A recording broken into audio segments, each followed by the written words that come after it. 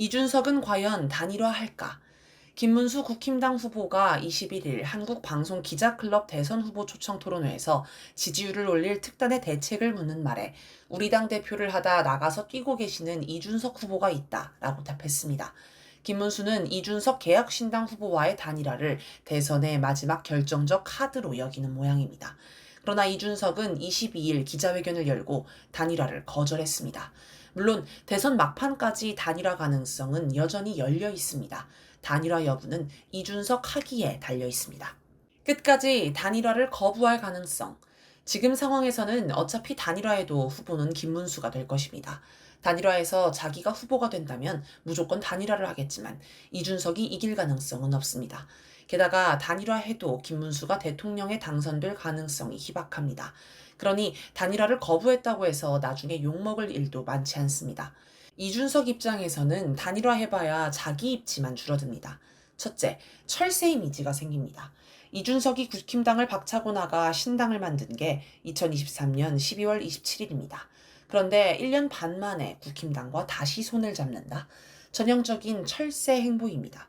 둘째, 기존의 자기 논리와 부딪힙니다. 그간 이준석은 이대남을 대변하는 이미지, 중도층으로 확장하는 이미지, 내란을 반대하는 등 합리적 보수 이미지를 쌓아왔습니다. 그런데 김문수와 손을 잡는 순간 이런 이미지가 다 깨집니다. 결국 제2의 안철수 꼴이 날 것입니다. 이준석은 이번에 대통령에 당선되려는 게 아닙니다. 차기 대선을 노리고 출마한 겁니다. 따라서 자기 기반을 만드는 게 더 중요하고 모든 활동의 중심이 거기에 맞춰져 있습니다. 그러니 단일화를 안 할 것입니다. 결국 단일화를 할 가능성. 이처럼 이준석 처지에서 단일화하는 게 손해인데도 만약 단일화한다면 그건 억지로 하는 것이며 미국의 압력이 작용한 결과로 볼 수 있습니다. 미국이 시키면 이준석은 결국 단일화를 할 것입니다. 미국은 두 가지 경우를 염두에 두고 단일화를 시킬 것입니다. 첫째는 김문수가 당선될 것을 염두에 둔 단일화입니다. 지금 상황에서 김문수가 당선되는 길은 이재명 민주당 후보 암살에 성공하는 것밖에 없을 것입니다.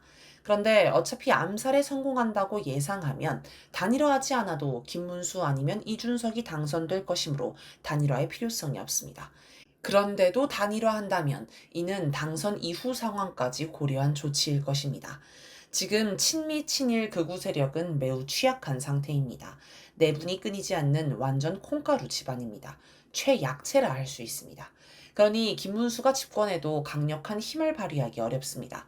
2028년 총선 전까지는 여전히 민주당이 국회 과반을 차지하는 것도 현실입니다.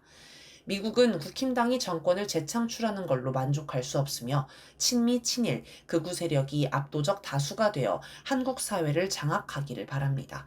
1988년 총선으로 여소야대 정국이 펼쳐지자 노태우 정권의 권력을 강화할 목적으로 3당 합당을 강행한 게 대표적인 사례입니다.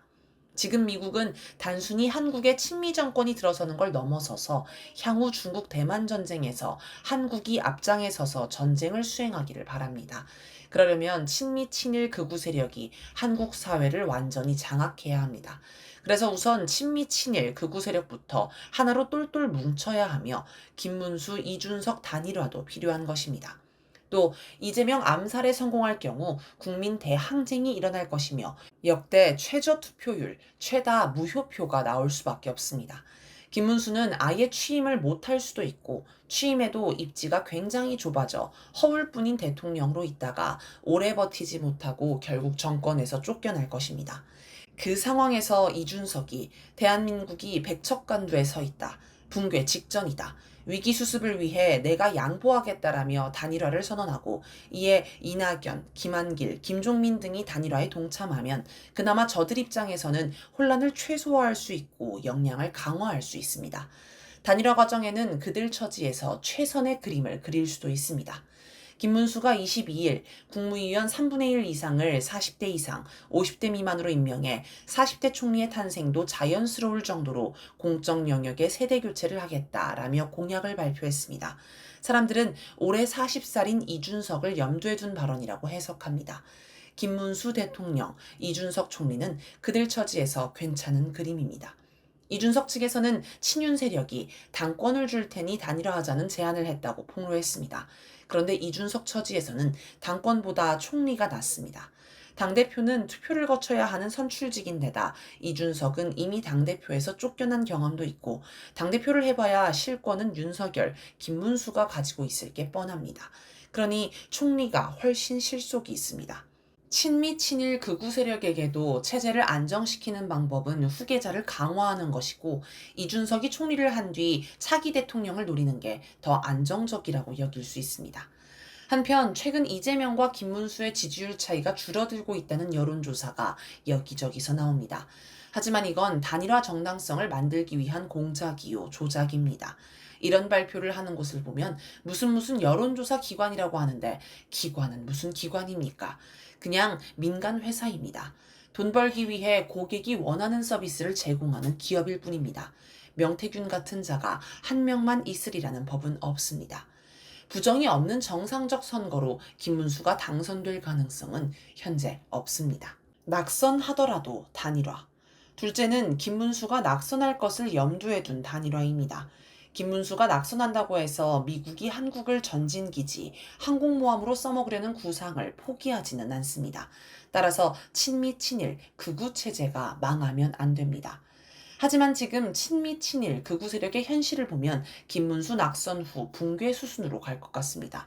국힘당은 TK 자민련 수준에도 못 미칠 것입니다. 또 이재명 당선 후 정부와 국민이 국힘당을 가만히 놔두지도 않을 것입니다. 내란 정당 해산운동이 벌어질 것입니다. 저들 처지에서는 뿌리가 뽑힐 수 있기 때문에 지금부터 역량을 구축하고 방책을 마련해야 합니다. 친미 친일 극우 세력의 역량 구축에서 핵심은 정당입니다. 정치가 모든 것을 결정하기 때문입니다. 정당이 무너지면 검찰도 검찰 자신의 권력만으로는 자기를 방어하지 못합니다. 적폐 언론도 친미 친일 극우 정치인이 뭐라도 해야 그걸 보도하지 혼자 자기 주장을 펴는 것에는 한계가 있습니다. 그래서 국힘당이 허물어지면 안 됩니다. 그런데 지금 국힘당을 보면 오합지졸에 내부는 서로 대립하며 와해 직전 수준입니다. 김문수 낙선 후에는 서로 책임을 떠넘기고 당권을 장악하기 위해 혼란이 더 커질 것입니다.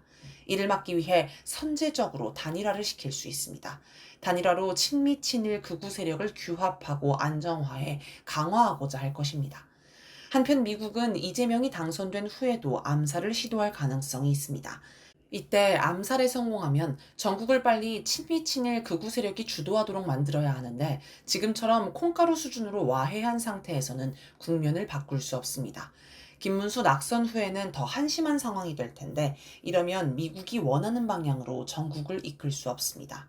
또 국민 대항쟁이 일어나고 민주당 측에서도 제2의 이재명이 나올 것이므로 이를 막기 위해서는 사전 준비가 필요합니다.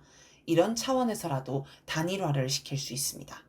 우리 역사에서 이미 경험했지만 대통령이 암살을 당하면 국무총리가 권한대행이 되어 전국을 수습하게 됩니다. 그래서 이재명 정부의 국무총리가 매우 중요합니다. 저들과 연계되지 않고 유사시를 대비할 수 있는 믿을 수 있는 사람으로 임명해야 합니다.